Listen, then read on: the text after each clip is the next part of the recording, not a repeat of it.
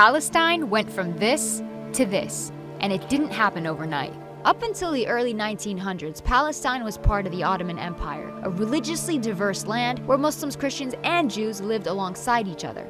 Then, things begin to change, with the start of the Zionist movement in Europe calling for the establishment of an independent Jewish state, ideally in Palestine. The first wave of European Jews start to immigrate. By the end of World War I, the Ottoman Empire collapses and Palestine is under British rule. It's 1917. Britain declares its support for a Jewish homeland in Palestine. The number of Jewish settlers grow, fueling tensions between the Arabs and the Jews.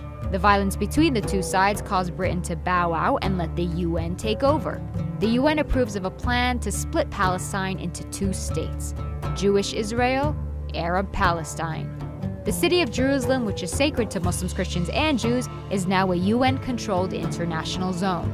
Jews accept the UN partition plan and declare independence as the State of Israel, but neighboring Arab countries object to the land takeover. This marks the beginning of the First Arab-Israeli War. Israel is victorious and makes a grab for the land intended for the Palestinian state under the UN.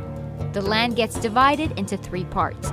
Jordan occupies the West Bank and East Jerusalem, Egypt occupies Gaza, and the State of Israel takes 78% of historic Palestine, including West Jerusalem.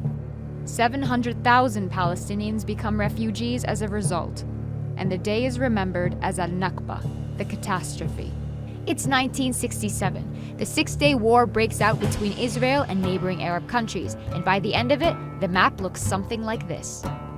Palestine is now fully occupied by Israel. Despite the absence of a formal peace treaty, things start simmering down. Then Israelis start settling into Gaza and the West Bank, resulting in an Israeli-Palestinian struggle that gives rise to the PLO, the Palestinian Liberation Organization. Their main goal? To liberate Palestine from Israel by any means necessary. Fighting goes on for years. The PLO eventually accepts dividing the land between Palestine and Israel, but the conflict doesn't end there.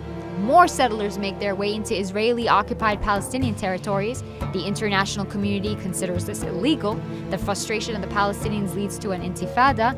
As a result, Hamas is born, a political movement determined to fight against Israeli occupation of the West Bank and the Gaza Strip. The United States, Israel, and the PLO signed the Oslo Agreement to split the West Bank into three sections. Area A, under full Palestinian control. Area B, under joint Palestinian-Israeli control. And Area C, under full Israeli control. But the solution creates a problem. Area C contains the majority of West Bank's agricultural land, water, and minerals. Palestinians have limited access to these. Further peace talks prove unsuccessful. Palestinians lose hope, resulting in the Second Intifada, and Israel begins building walls and setting checkpoints to control Palestinian movement. It's 2005. Israel withdraws from Gaza, but continues settlements in the West Bank. Hamas gains power in Gaza and splits from the Palestinian Authority, seeing it as being too secular. The West Bank and Gaza are now under separate leadership. Israel imposes a blockade restricting any form of movement by land, air, or sea. It's 2017, and this is the current situation of Palestine. There are solutions on the table, but will we see them implemented in our lifetime?